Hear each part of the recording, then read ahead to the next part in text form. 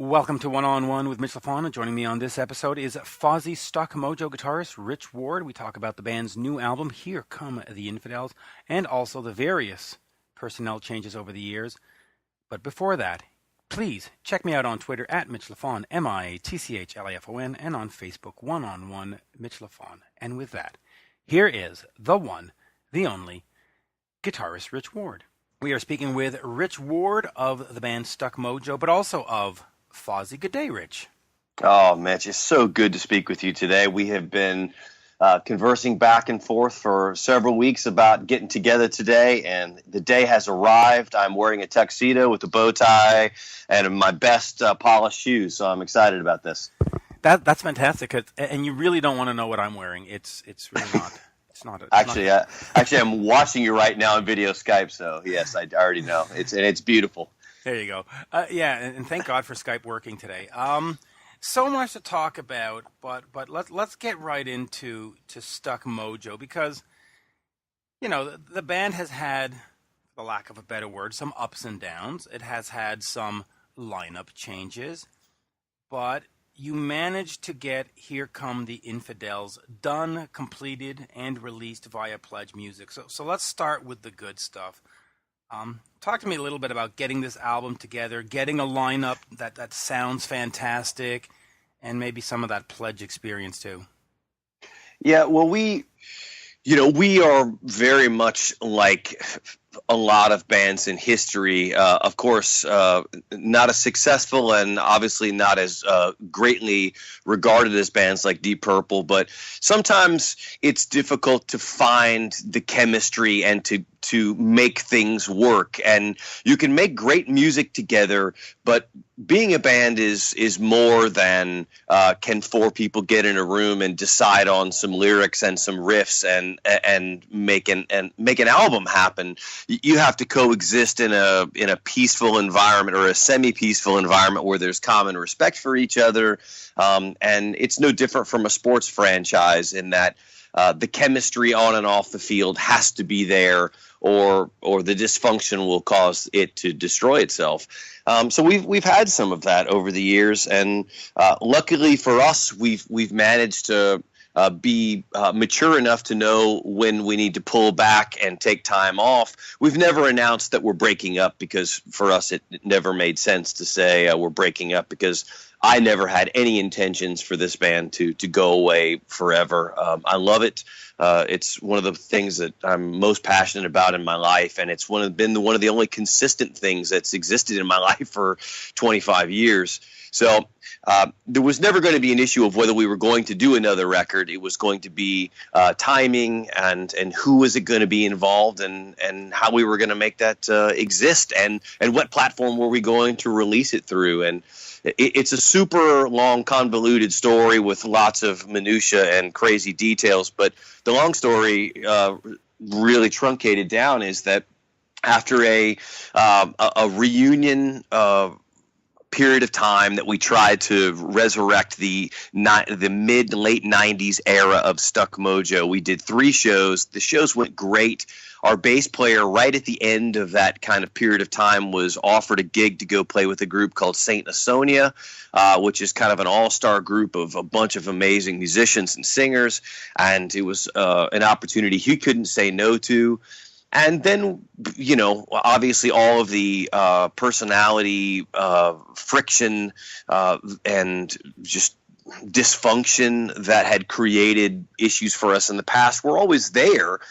Still could be found in this reunion effort. It's just that we were all resolute to carry forward and be adults and work through it. But with Corey leaving, it wasn't a reunion anymore. It was back to, okay, now there's 3 guys from, and we've, like Deep Purple, depends on what era you're a fan of. Right. we had 2 drummers on the first 2 albums and 2 different bass players in the first 2 albums. And then on the 4th album, we had a different bass player. We've had a lot of changes. And so we just decided, let's do let's sit back and assess what's best for the band. 24 hours later, I see a video on YouTube of a guy named Robby J, who is from Montreal, Canada, and I got an instant man crush on him and found him to be just the exact type of voice and performer that I'm attracted to as a musician. I got him on the phone, said, hey, I would love for you to come to Atlanta and write with me and let's work on some material. And 48 hours later, after his arrival in Atlanta, we were a band, and we had a mission statement, which was we're going to carry on. And it was all organic. There was nothing planned. We didn't officially fire Bones, the vocalist from the reunion era, because we weren't.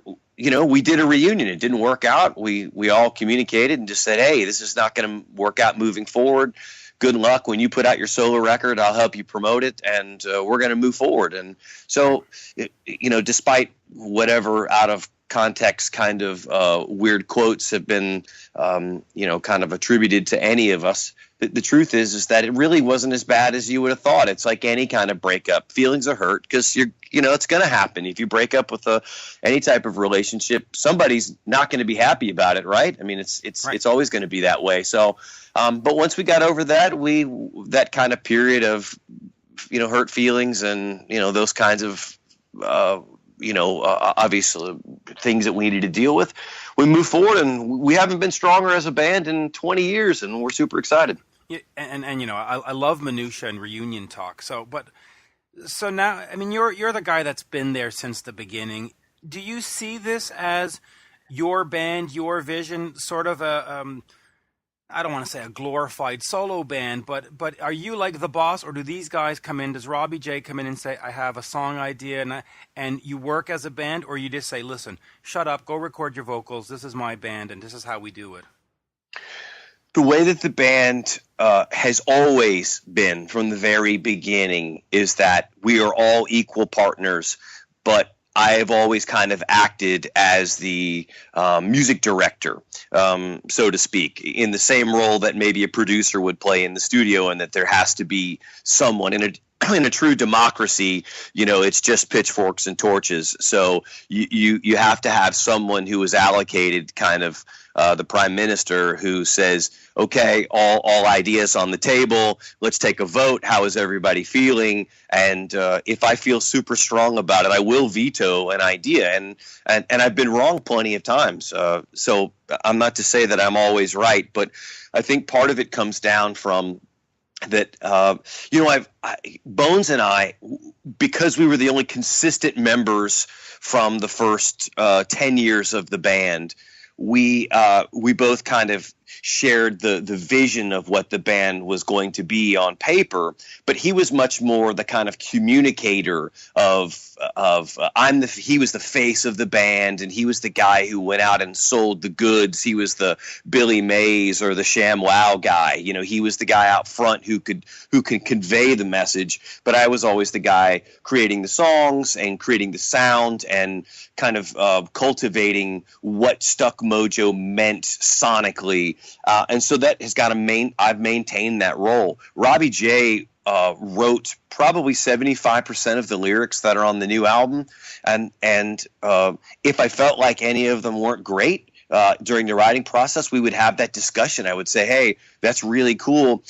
Could we do a second or a third draft? Keep working on it. And I feel like that's been part of Stuck Mojo's success, is that when we get into the writing process, I always tell everybody, no hurt feelings, please. I understand that everybody has emotional attachments to their ideas and their creativity, but we are a group, and the group has a sound and and it has a mission statement, and we need to maintain and protect that. And so there have been times where I've said, hey, let's rework that. And there's been times Robby J, during the writing of this new record, has said, hey, what do you think if we change this riff to just drop it out and just do bass on this part and let me rap over it? And we did it. So it is an organic process. But to answer your question, I have always played the kind of gavel position where I will call the audible on the field as the captain. Right. So they have a voice, but you're still the captain that says, this is how it's going to go. Now, you talk about Bones, and you mentioned that, he was the ShamWow guy. He was, and I don't mean that in a disrespectful way. He was the guy out there selling the band. Yeah, and I don't mean it in that way either. I mean, every band has to have that point person who just has that personality, who can make that connection with an audience. Right, and that's Steven Tyler, that's Paul Stanley, or Gene Simmons. So, yeah. So talk to me about replacing that guy, because that's the guy that fans connect with. And you look at Kiss, for example. They got rid of Peter Criss, and fans went, oh, boo-hoo, but okay, Gene's still there, I'm going to go on. When you lose the guy that's out there selling the goods like Bones, how difficult does it become to replace him, and how frustrating does it become for you sometimes when the fans go, yeah, it's a great album, but Bones is not there? Yeah, occasionally it rubs me slightly the wrong way, but it's only when people say it without listening to it. When you see someone post it, I'm not even going to listen to it because it's not Stuck Mojo. And to me, it's like, listen, far be it from me to make a decision on what decision somebody else has made, because obviously that's up to them.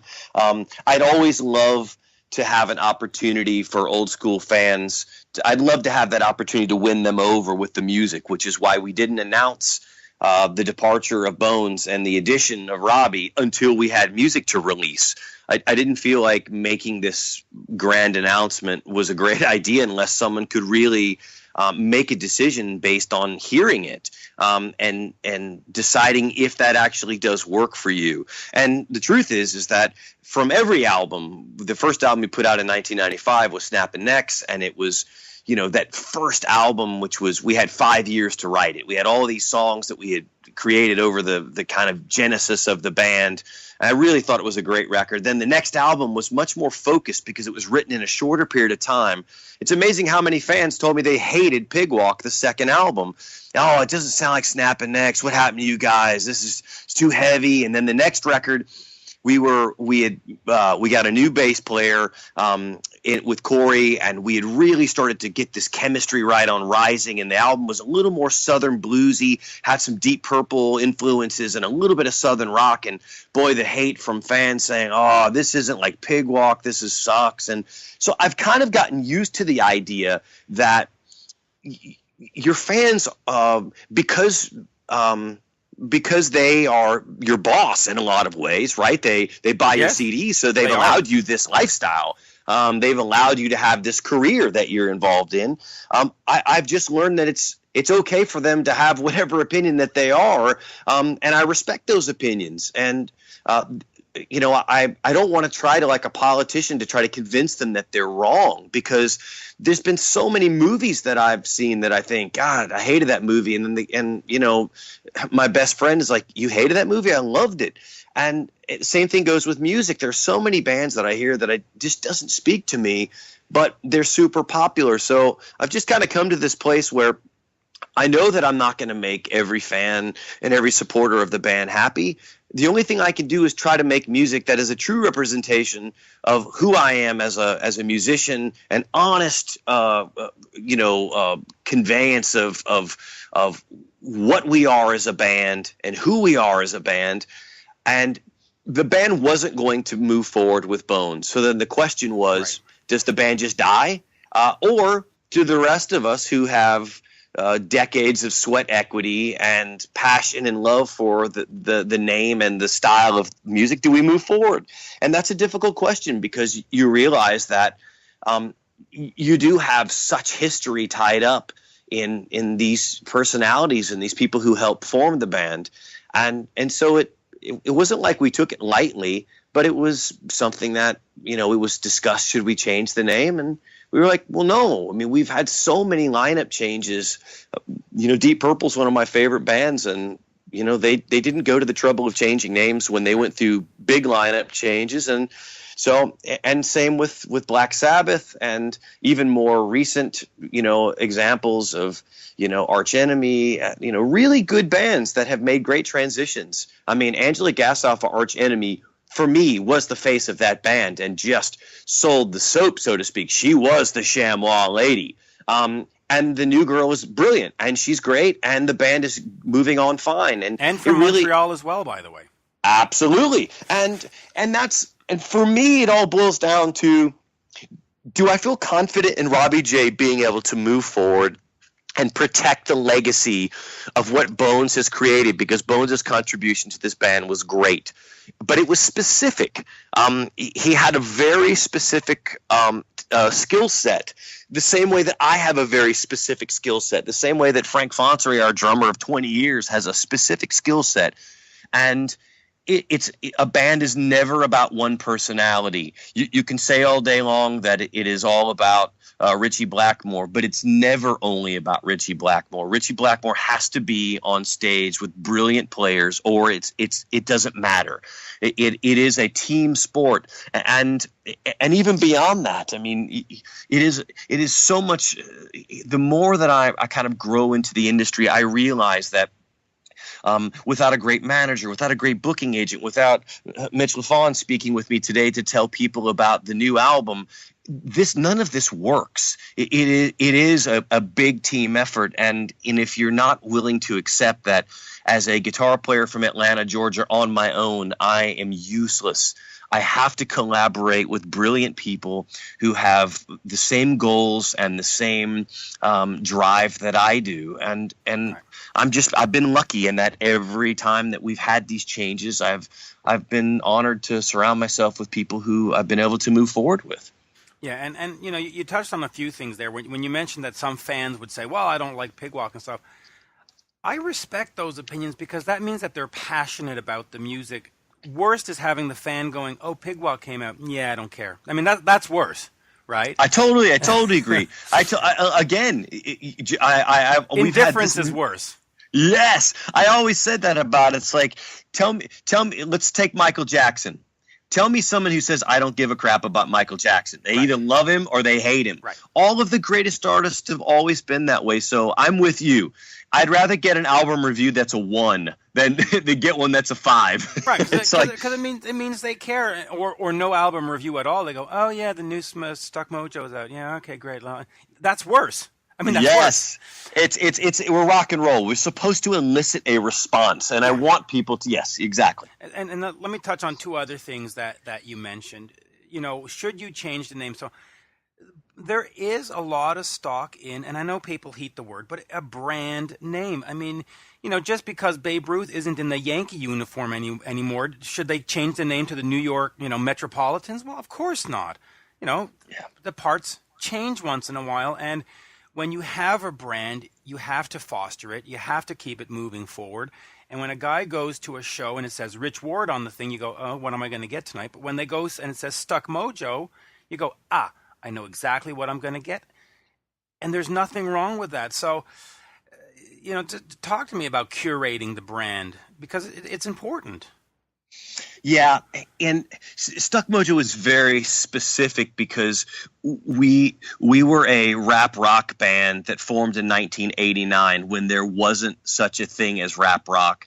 And we were a multiracial band coming up in the South, which had its own challenges. And we were writing lyrics that were very counterculture. And I don't mean counterculture in the way that we talked about popular counterculture stuff. We were never a band that said, we were doing anti-war protests. There were lots of bands doing that, and we respected those bands, but we were taking on other topics that other bands weren't touching because they were a little bit more hot button topics. And we built a name for ourselves because we really were the infidels of the music business, in that we every rule that was kind of established of this is what a rock band should look like, we were the opposite of that, and we took a different position.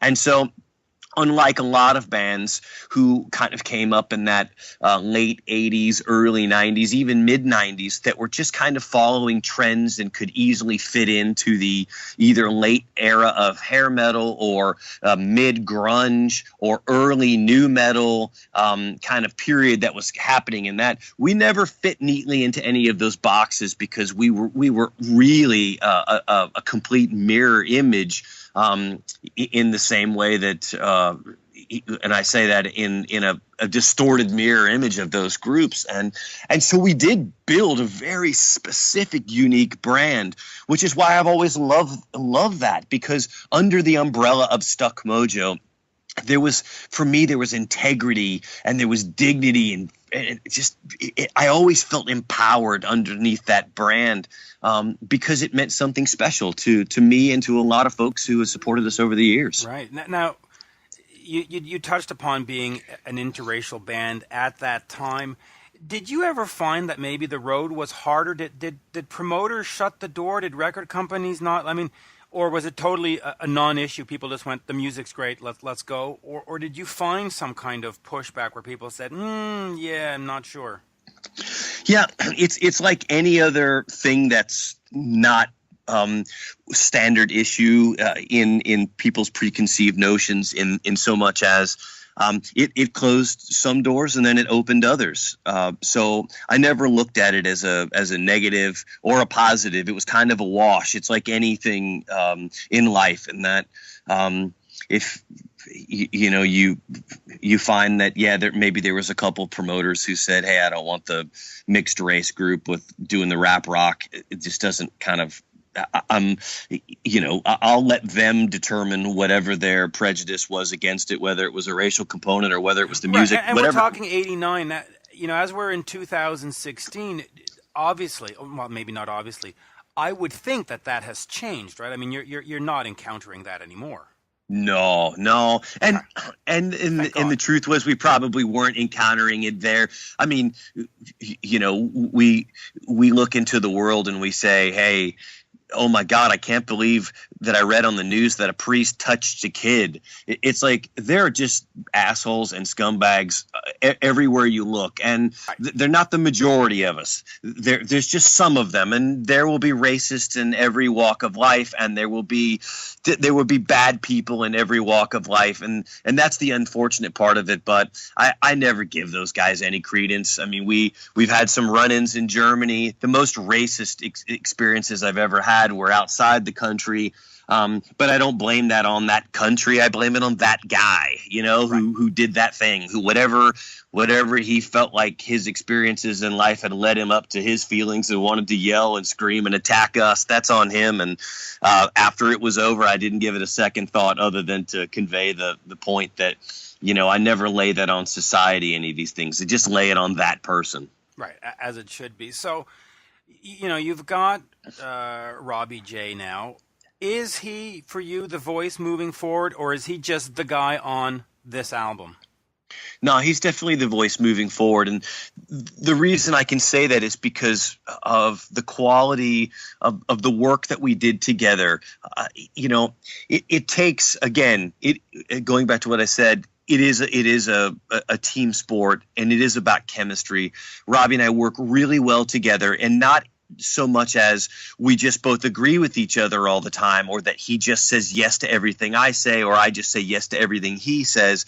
But we have found a really nice, immediately we found a really nice place where it's respectful, but it's constructive, and we ended up with a better end product with both of our ideas than we would have with us working as individuals outside of the collective, and that's something that I love. I obviously I can put out solo records on my own. The goal of being in a band is to work with people who are better than me in other areas, so that they raise my game and we push each other to become better, and that's how a team will succeed. And Robby is definitely one of those people that I feel like I was better for being involved with him, and he's younger than I am as well, and he came from a younger generation of musical influences.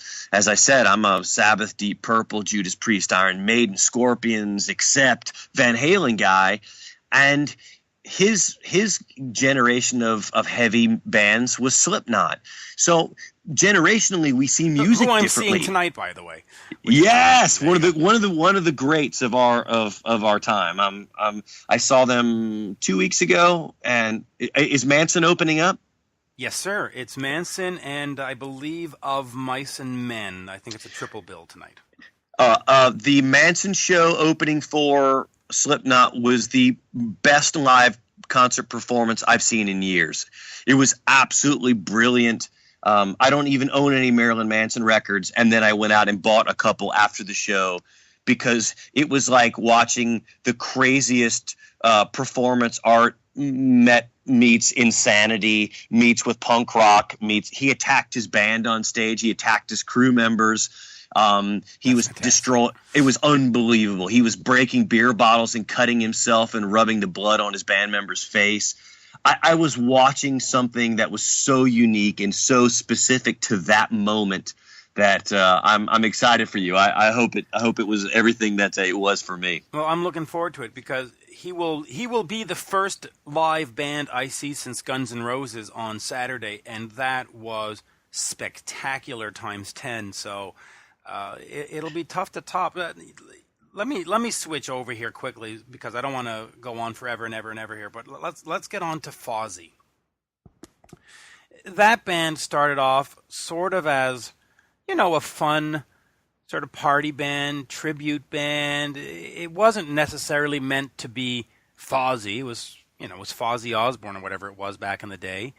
Are you surprised that it became a full-time band and it became so popular? Because the cards were sort of stacked up against the band. You have Chris Jericho, professional wrestler, and people went, ha, ha, ha, professional wrestler. And it was sort of this party band to start. Talk to me about that experience, just being in Fozzy and the fact that here we are 17 years later, and it's still going strong. Yeah, on paper, it should never have gone beyond those first few club shows where we were playing all covers and wearing costumes and basically doing a cross between Spinal Tap and Bad News and the Blues Brothers. We were guys who had a friendship and a common interest in some bands, and Fozzy Osbourne actually existed for a couple of gigs before Jericho was involved, because it was kind of the umbrella for the local Atlanta music scene to play our favorite covers. So it was basically the guys in Stuck Mojo calling up guys and saying, hey, we're going to do a Fozzy Osbourne show. Would you be interested in coming down and singing a song, playing a song, this and that? And we would that's how it was. It was just kind of that open jam scenario.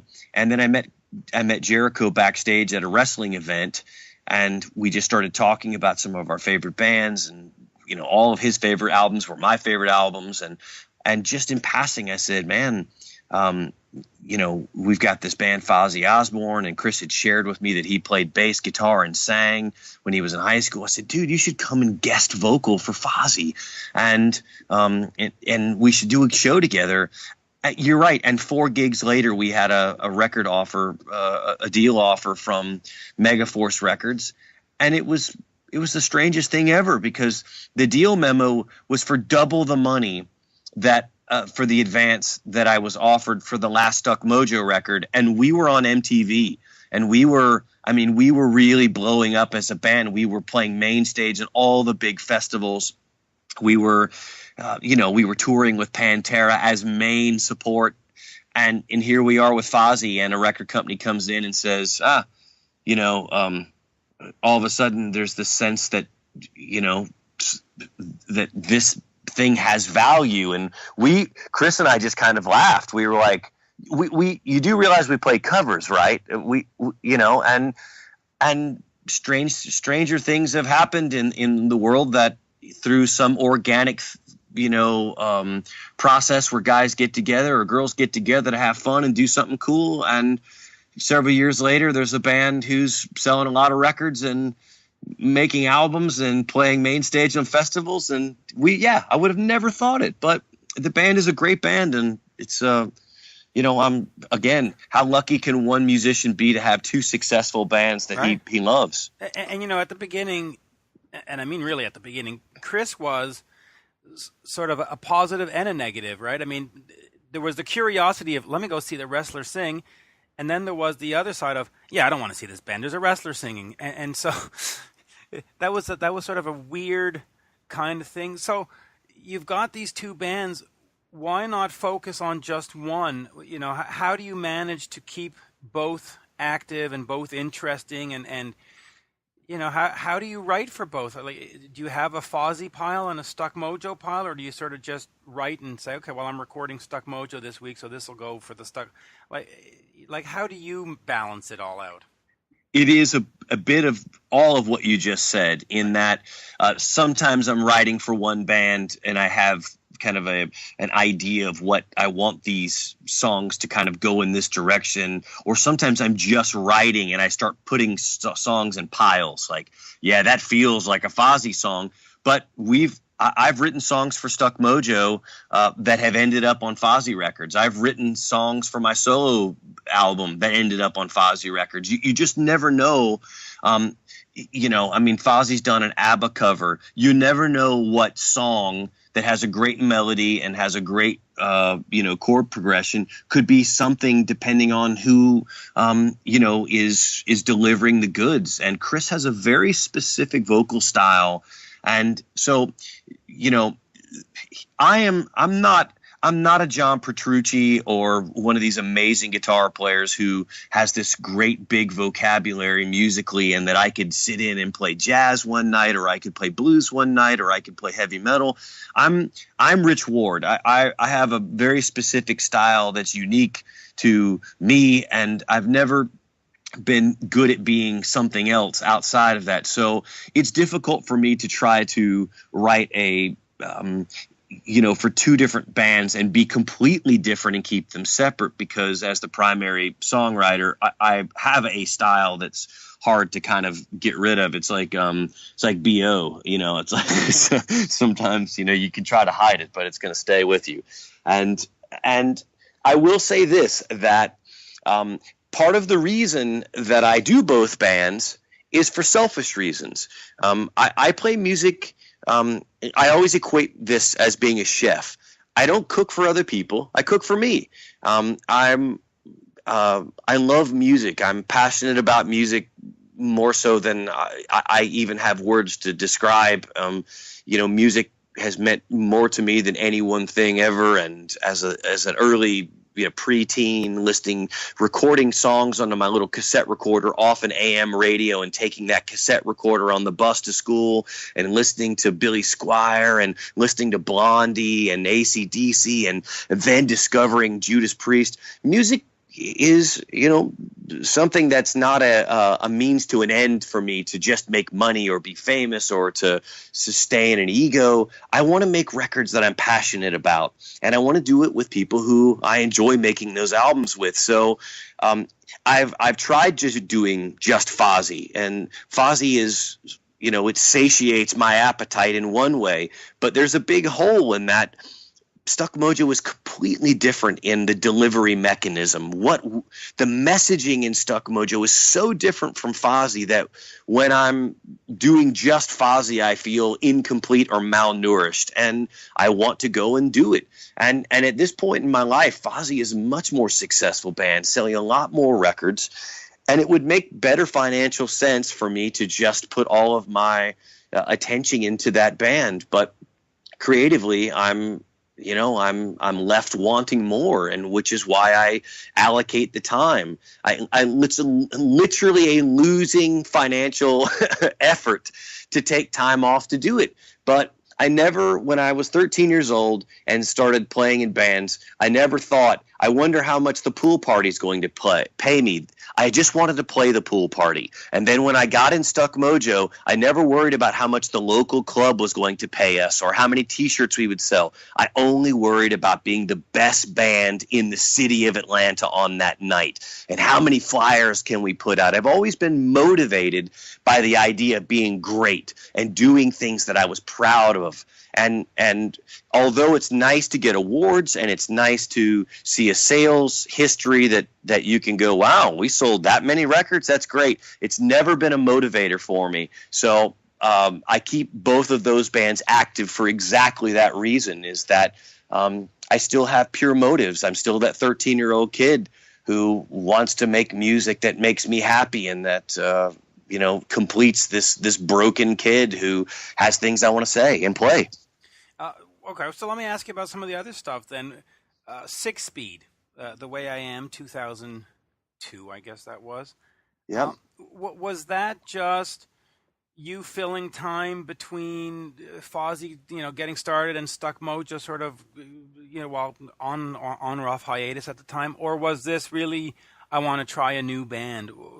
What was sort of the theory or the thinking behind 6-Speed, and why didn't it go on? 6-Speed was Stuck Mojo in 2000. We all looked at each other and said, okay, this is not going to continue without someone murdering each other or walking off stage mid-performance or something. It was at that point that a lot of bands get to where they just become sensible and say we need to take a break. And the three of us, myself, the drummer Frank, and our bass player Dan Dryden, all decided that we wanted to try something that was similar musically as Stuck Mojo, but we wanted to inject a complete melodic vocal approach to it, and that was the birth of 6-Speed. And 6-Speed took off immediately because we were kind of piggybacking on the success of Stuck Mojo. We had several record companies that made offers, but in my arrogance of the time, because we were getting some radio play and things were starting to take off for us, I thought that we, quote unquote, deserved a major label deal. So I was holding out for, something that I felt like could really help us realize our dreams of being FM radio stars. Right. And that was the one time in my career where I recognized that ego and narcissism are dangerous components to this business, because instead of partnering with Century Media Records, who offered us a generous record deal, or at the time Spitfire, who I was friends with these people and I knew them to be good people who offered us good deals, I felt like it wasn't good enough because this band needed to be on Atlantic, or it needed to be on Epic, or it needed to be on a major label, because that was going to be the most direct route to being, quote unquote, successful. And again, without mistakes in life, you'll never realize you're an idiot. And so I've made lots of, the old proverbial, you have to fall off your bike and skin your knee really hard to realize that balance is essential. and that was a huge lesson that I learned with that band, because that band could have probably had legs beyond a pretty limited release, because after all of the my posturing and waiting, then 9/11 happened and the music industry took a real turn. And after that, I went back to the same people, and they were like, well, at Century Media and at Spitfire and some of the other indie labels and Nuclear Blast, who had offered us deals, I went back and said, God, would you be interested? And they're like, nah, dude, you said no, and it's post 9/11. Times are rough, and we're not signing bands. We're being very careful with budgets. And so we released that album through basically just a distribution deal in Europe, and it did really well, which is great. But again, it was a nice lesson for me moving forward, in that Rich Ward, you're not so special. You're just a dumb guitar player from Atlanta, and you better keep that in mind. So it was sort of a humbling experience, and I guess obviously there were some regrets that maybe you were a little too cocky with. Yeah, and it's always listen. There's never a time that any of us Listen, you have a very successful podcast. You're a very successful journalist, and I know that because even if you weren't seeking you out, your material is all over the internet. Your interviews are shared everywhere, and the danger of the human psyche is, wow, these people really like me. And how many times does someone have to say someone really likes me before you lose perspective on, wow, maybe I am great. And that is the real danger. And it's always it's easier when you get older because you start to recognize that not one Somalian child got a meal because of me playing a riff on an album, and not one sick person with cancer has been cured because I put out a video. It's like I create a temporary escape for folks who like music. I'm 45-minute album for someone to forget all of the stuff they're going through and be able to go to another place and escape through my music. And that's what I am. I'm basically a rodeo clown. I'm there for temporary escapism. And it took me a while into my mid and late 30s before I really recognized that I wasn't doing something of consequence. And you can listen to these musicians do these interviews, and so many of them have not come to that point.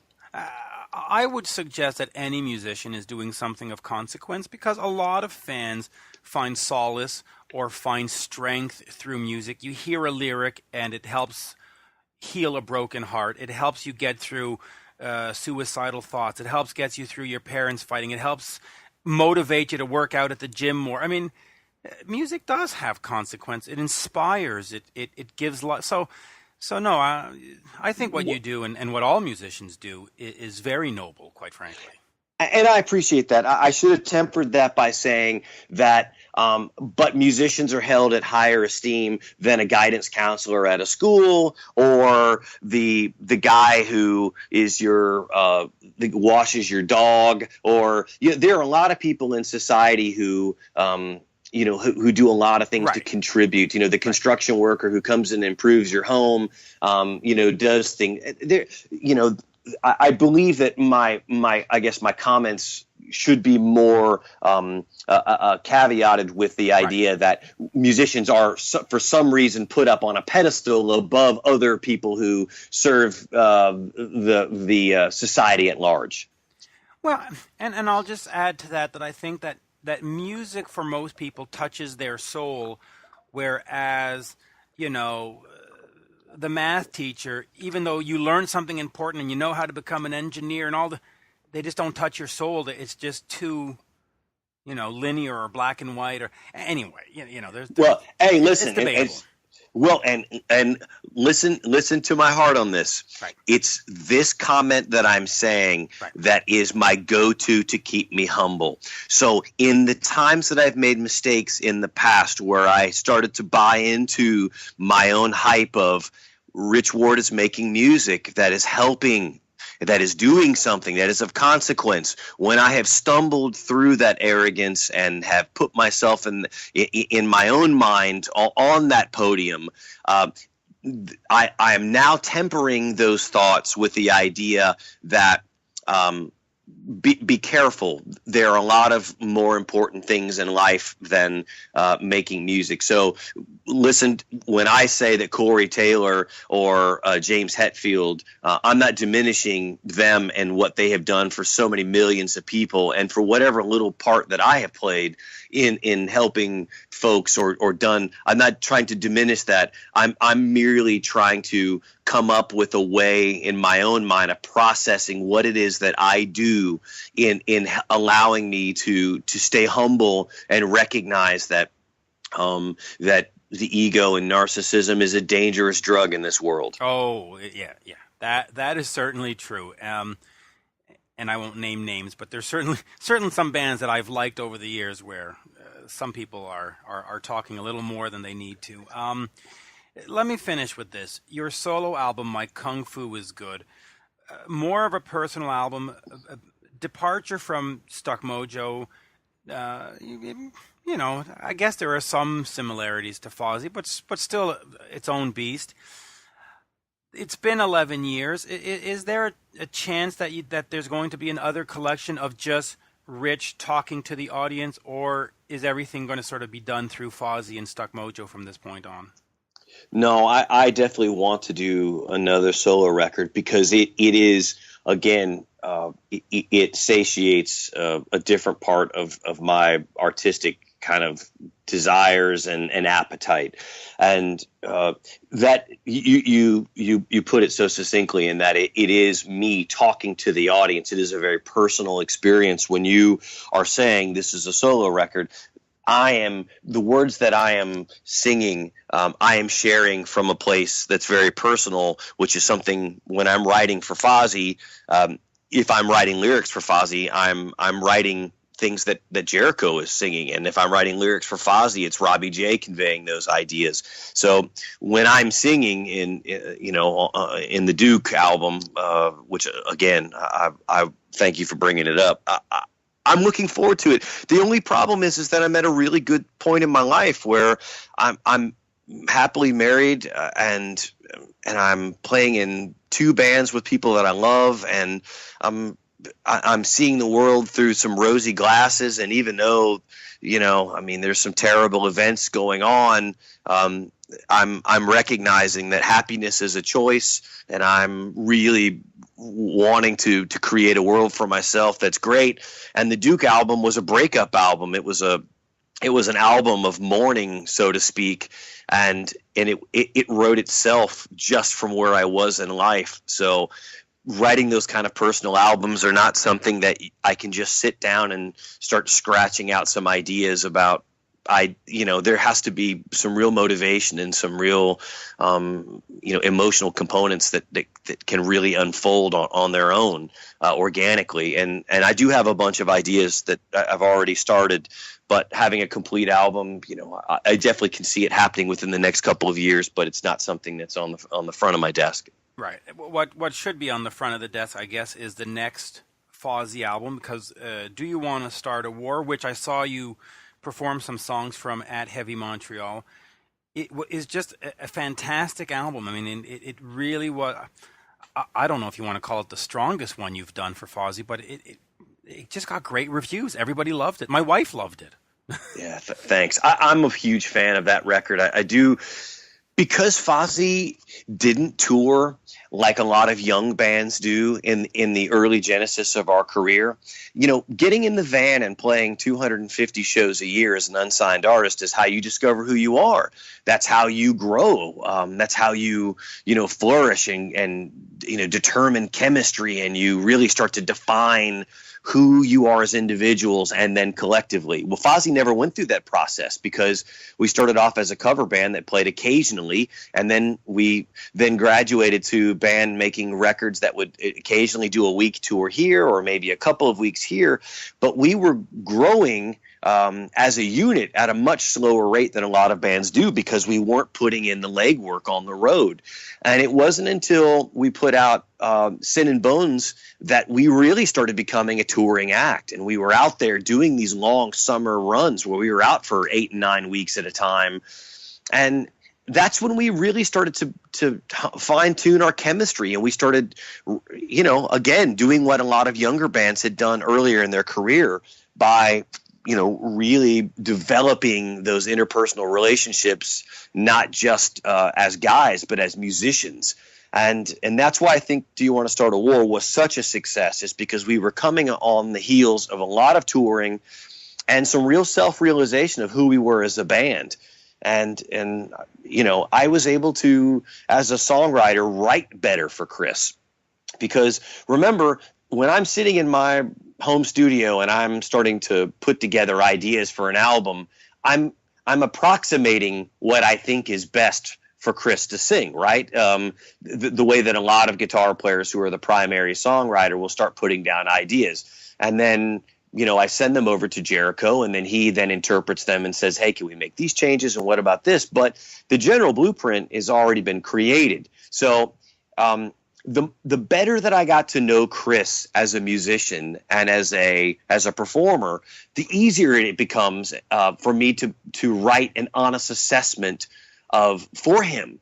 so that he then becomes more effective as opposed to him role playing, because that's the most difficult part when you've got one guy writing for everybody, is that everybody else is just kind of like, okay, well, I'll play these parts. That's not exactly the way I would have done it.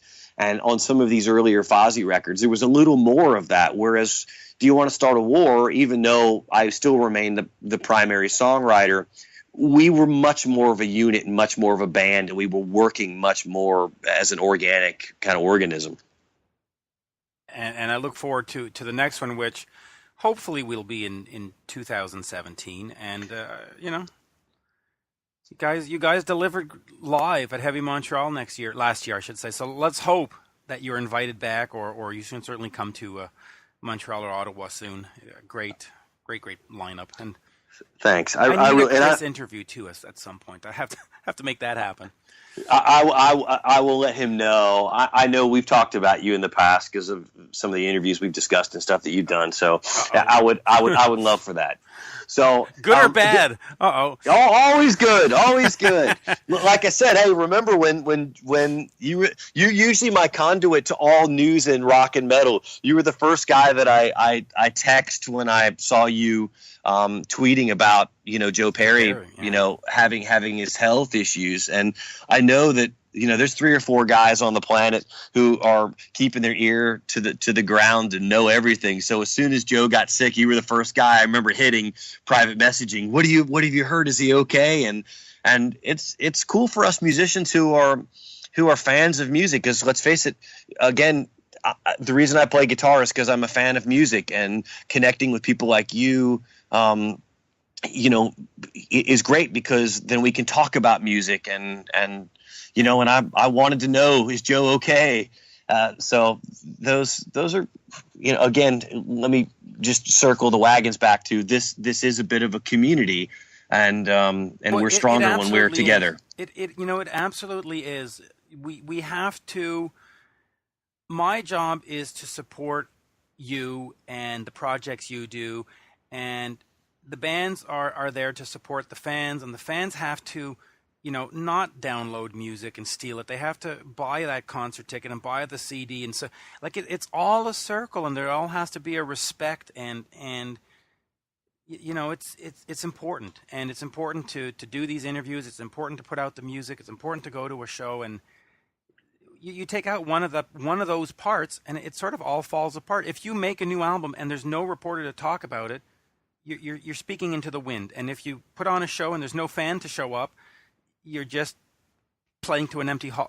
We have to stick together. That's my bottom point. I completely agree. And to just piggyback on what you said is that fans will buy the CD when they feel valued and respected by the bands, and that relationship has to be reinforced. And if downloading, when we were buying albums, and then my next door neighbor would come over with a cassette tape and make a cassette copy of the album. These are not new techniques of sharing music and stuff. It's just easier to do now. It's instant. But the bands who show the respect and make their fans feel like that they have real value to the band outside of the $10, that there is a relationship. If a fan feels like there is a relationship with the band, they will support that band with buying a ticket or a T-shirt or buying an album, and that's part of this process that gets lost on a lot of these folks, and that we forget that we in any walk of life, it is all about relationships, and the more that we show respect for each other, the better those relationships will build. Yeah, I agree. There's nothing worse than a band that doesn't respect or just takes advantage of the fan base. Like, we'll just put out this whatever, and they'll buy it. They're stupid that way, or we'll charge them this much for a ticket, and they'll come anyway because they're stupid that way, or they put out an album without having made all the effort to make it the best possible, and I just throw out 10 songs or whatever. And you can feel that sometimes with some bands, and that's just the most horrible feeling as a fan, is to get that new CD or show up at a show and you see them run through 75 minutes paint by numbers, and you go, really? I mean, you couldn't have, 5 guitar solos and 2 drum solos and 6 songs, really, for $150? I mean, come on. Yeah. And I'll finish it up by saying the first week that the album came out, I spent half of my time online speaking with fans who were longtime supporters who didn't like the idea of us moving on without the reunion lineup, and just validating that I respect their opinion, and that it breaks my heart that I've done something that has in their mind violated that relationship. Because for me, it's not about salvaging that relationship. It's just about letting them know that their support that they showed me in the band in the past has value to me, and that I appreciated that, and that there's even though that they may not choose to follow us into the future, I need them to know that what they did, what they did for me in the past, I won't forget that, and that that my appreciation for that will remain. Absolutely, and that's the way it should be. And hopefully they'll stick around and give the new lineup a chance, because there's a lot of new lineups that have been very successful and very wonderful. I mean, I always go back to the Iron Maiden example. People screamed when Paul Di'Anno left, but you know what? Turned out pretty good afterwards, didn't it? So yeah, exactly right. And ultimately, if Bruce hadn't joined the band, we may not have an Iron Maiden, and that's the other part about it that folks can sometimes not process, in that sometimes it's better to have an AC/DC with Axl Rose than it is to not have an AC/DC at all. And that's the part of the process that we all as fans have to process in our own mind is, do we want to see Ritchie Blackmore touring, even if he's not going to use Joe Lynn Turner? Is that okay? And even though that, Blackmore's not going to listen to us because we don't get a vote, but processing that, in our own mind as fans is sometimes important to think that maybe it's better for there to be a Ritchie Blackmore playing rock music than it is for us to say if it's not with Graham Bonnet, it doesn't matter. Yeah, no, I fully agree. Rich, an absolute pleasure. I'm glad that I'm glad, by the way, that we said we were going to do 20 minutes and have reached an hour. That is a testament to the quality conversation that it was. I told you, I'm just the worst. I need a media training expert next to me with just a light voltage taser, and just it hits me just after the 15-second mark of every response. shocks the thigh. There you go. Great pleasure, and we'll hope to see you soon. I hope so as well, and I may be coming up your way as well, because Robby J is a Montreal native, yeah. And so I'm probably, if we're not up there soon to play in the next few months, I'll definitely come up for a visit, and I'd love to hook up. Yeah, absolutely, and I'll be my pleasure to show you around, take you to a restaurant, whatever you need. Always a pleasure. Ah, sounds great, Mitch. Well, you have a wonderful day again. Thanks for your time, and please tell your family I'm sorry for being long-winded. Thanks for their patience. Yeah, my son's waiting to watch some Netflix with me, so I'll get back down to that, and then I got a Styx interview. So yeah, you tell Lawrence that there's a dude in Atlanta, Georgia, who is a heavy metal guitar player that thinks that he's the greatest thing that ever happened, and that his spinning keyboard stand blew my mind, and that I want to be his roommate if his relationship doesn't work out one day. Yeah, he's as we know him up here, Gowan. He's fantastic talent, and for those who only know him from Styx, do yourself a favor, go back to the early Gowan solo albums that came out in the '80s. Just great stuff and great talent, and much like you. Thank you, Rich. Thank you. Take care. Cheers. Bye. Bye-bye. And there you have it, folks. My interview with guitarist Rich Ward from the band Stuck Mojo and, of course, Fozzy. The new album by Stuck Mojo is called Here Come The Infidels. I do recommend you check that out. While you're checking things out, head over to Twitter at Mitch Lafon and on Facebook, one-on-one Mitch Lafon. And if you want to support the podcast, I do have a PayPal link. It is paypal.me/Mitch Lafon. And with that, I say bye for now. Oh my.